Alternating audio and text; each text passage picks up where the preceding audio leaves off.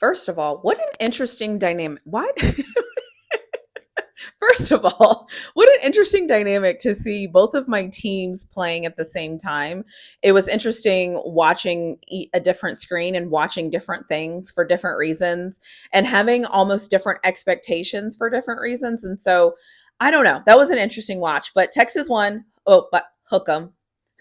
Hook 'em. So that was interesting. And you know what? There was a lot of things that happened in this game that I also realized that I have very high expectations when it comes to the University of Texas.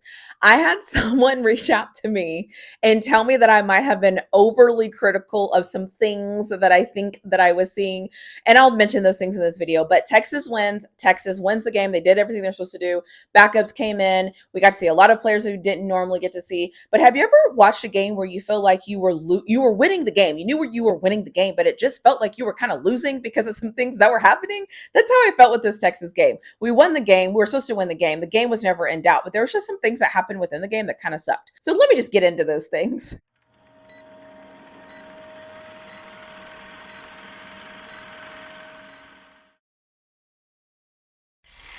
It's kind of interesting because Texas is the number 2 team in the nation. You know they're good at all phases of the ball. You know everything about them, right? You just know that they're a good football team. I think what happens when you know they're a good football team, you start having these standards for them and you forget that they are college athletes and that it's not going to look like pro football. And quite frankly, even pro athletes make mistakes. That's not the point. But it's funny to me, sometimes I will be watching Texas and like the guy will be right there to make the play and like he just doesn't make the play. Or I'll be watching it at home because, watching it at home is like whatever. Watching it at home means that if I'm seeing it at home, you should be able to do it on the field, right? I'm watching it at home and I can see the hole. And so for me, I'm like, linebacker, step up, like get, like go over there, right? So it's hard. And I've realized that I'm holding Texas to these very high expectations. And that's not fair. And it's not fair for me to hold them to these extremely high expectations because if I'm honest with you, I watched Georgia play today and they barely squeaked out a win. I watched Alabama today and they didn't do some of the things that I'm criticizing Texas for. So I think it's just me being one of those people that like has this over thing that I think they should be. So anyways, I'm going to let that go. Let me get into this video and tell you all the things that I loved about this game. So the obvious one, Quinn Ewers looked phenomenal in the first series until he got hurt. He looked great until he got hurt. He looked absolutely phenomenal. Offense looked great. Everyone was rolling, looked great. So kudos to Ewers for coming prepared and looking great. I hope you could hear me because the mic was moving. So kudos to Ewers. Isaiah Bond is very good at football. He is just a phenomenal football player. So kudos to him for just being a phenomenal football player. Our defense played well. I'm going to say something that I didn't like about them later, but they played well. I'm being very hard on them. I have high expectations for them. I think it's because last year they pissed me off so many times. So this year it's like I have these very high expectations for them, but the truth is they played well. They looked good. UTSA never stood a chance of beating us or anything like that. I am just one of those people that's expecting all of these things because last year they disappointed me. So I need to let that go. The running backs that we were playing are running so hard. We didn't even have our starter in the game and they were running aggressively. They were running hard. I like the way our running back room looks. And I feel like this is the second time now I've said Tashard Choice has our running backs looking so great. And that's amazing. Obviously, Arch Manning comes in. He looks great. There are some things I wish he wouldn't do, but he's not a true freshman. He's a redshirt freshman. It's fine. Again, when you go from Ewers to being, I don't want to say he was playing perfectly, but when you go from Ewers doing almost every single thing right, and then the next thing you know, you bring in Arch Manning and he doesn't do everything like Ewers, it's hard for you to like make that transition with him. But again, not his fault. He looked good. His stats look good. All of the things. I got it. Yes, I am being very hard on them. And that's fine. I'm okay being hard on people. This is what I do. So that's okay. Because there was a Trey Owens sighting. So shout out to Trey Owens for being the third string quarterback, getting in there, being able to play in this football game. So kudos to him for being able to do that. Phenomenal.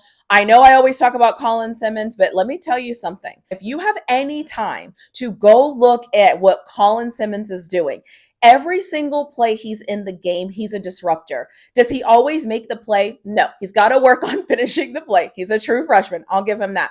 But he is a disruptor. He's in the play. He's doing everything he's supposed to do. So shout out to him. And I feel like after every game, he's almost tweeting and being like, I got to get better. Oh. Like, Colin Simmons, once he gets this thing figured out, I am very excited to see what he looks like as the season progresses.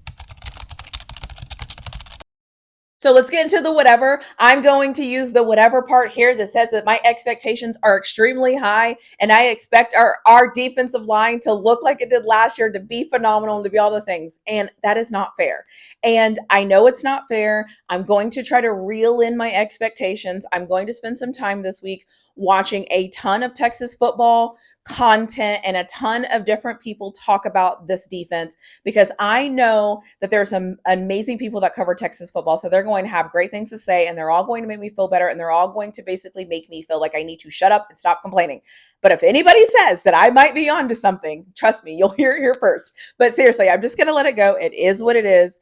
I'm going to do better at not holding them to this ridiculously high standard that no team in college football will ever meet, but that's okay. I might just have trust issues with the D-line this year, and that's okay with me, because coming from what we had last year, I need to do better, and I will be better. This is me holding myself accountable in real time, but seriously, let me get into the things that I hated. Things that I hated, I am so tired of seeing false starts. I don't want to see any more false starts by the Texas offensive line. They're brilliant. They're brilliant. They're masterful, whatever. But can we stop the false starts? Can we please stop the false starts, especially on the scripted plays? How are we false starting on scripted plays at home? We have to stop the false starts. That's ridiculous. Quinn Ewers getting hurt, obviously, is an issue. I hated that. I hated to see it. I don't know what's wrong with them. I think they're saying like a strained abdomen. That's fine. But I don't like it. I hate seeing that happen. The other thing that I noticed that I picked up on is, and again, this could be my lack of understanding of what our linebackers are supposed to be doing, but there are moments where I'm watching the game and I'm wondering if our linebackers are filling the gaps like they're supposed to. Again, this could totally be a me thing, and this could totally be just certain plays stick out to me that I'm remembering. And you know how it goes. Once you start remembering certain plays, it's like what you look at. And so I hope that I'm seeing our linebackers a little bit wonky. I'm also maybe realizing that I am being very hard on them. I think that I am being very hard on them because I have very high expectations for them, and that's not fair. It is week 3. They are college athletes. They're 3-0. They're winning games. They're looking great. They went on the road. They beat Michigan. They did all the things. So it could totally be me. I could totally be being hard on them, but it is something that I noticed. And again, I will take time and be self-reflective this week to see if it's just me. I wish that when these college athletes got hurt, the cameras would get out of their face. They showed Ewers probably 15 times after he got hurt. They showed him walking back to the locker room. They showed him walking around this. They showed him talking to people. Like, leave people alone. He is injured. We got it. He's injured. If you know what's going on, report about it. If you don't know what's going on, we don't need to see visuals of Ewers walking into the locker room, or Ewers almost walking into the locker room, or Ewers about to walk into the locker room, but he stops and talks to somebody, or Ewers just put a head on his just put a towel over his head. Like, we don't need to see all these little things. So like, I feel like when we're watching the game, like sometimes that's great, but like, can you also show us other things that are happening? It's like they're getting our anxiety up, just showing things that don't matter. Like, if a guy is hurt and if a guy goes down, allow him to be hurt and do the things that he needs to do to make sure he's okay. I just hate that we always put cameras in these guys' faces every time something happens. It's so annoying to me. So overall, we're 3-0. We took care of business. We did the things that we're supposed to do, and nobody cares about this, but we covered the spread. Remember in my video when I was being childish and I was like, well, good teams cover spreads. Good teams cover spreads. Like, that's kind of ridiculous, but we covered the spread. I think the spread was like 28 points or something like that. We covered the spread. We did everything we're supposed to do. Everything is fine. I am just overreacting, and I'm okay overreacting if it means I want them to be better. And if it means that my expectation is really high and they need to meet my expectation, I'm okay with that. I am definitely okay with that. But we won the game, took care of business, did what we were supposed to do. I'm hoping this week as players get evaluated. I know there was a lot of injuries. Calvin Banks went down at one point. I think at one point somebody tweeted, like, we were without our RB1, QB1, CB1, And often in our left tackles, like at one point, it just kept happening. People were going down left and right. And so I hope this week everybody can recover, get their bodies right, take care of things. I do want to say, though, heading into the SEC, this is my biggest concern, was our depth and if we were going to be built for all of this hard-nosed football that is coming up. This is football. People are going to get hurt. I'm not concerned that people are getting hurt. This is football. I got it. All I'm saying is these games are going to get harder. These games that we're going to start playing are going to get harder. And so, again, just something I'm keeping an eye out on. We have another game that we should win next week. We have Ole Miss. We should beat them as well. We'll get into the bye week. And then after that week, it's Oklahoma and Georgia, and we kind of get that ball rolling. So listen, we won the game. Texas is 3-0. Texas didn't show me anything I should be concerned about or overly like, oh my God, we're a terrible football team. Although sometimes I do overreact. But at the end of the day, we won the game. Texas did what they were supposed to do. Hook 'em. I said Texas did what they were supposed to do. I should have said hook 'em. But seriously, like I've done in every other video, the next thing you'll see from me is all the things that I'm keeping my eye out on. Don't judge me for the things I'm keeping my eye out on. I just want us to win every game and be amazing. Okay? Thank you. I just want us to win every game and be amazing. Okay? Don't judge me for my high expectations.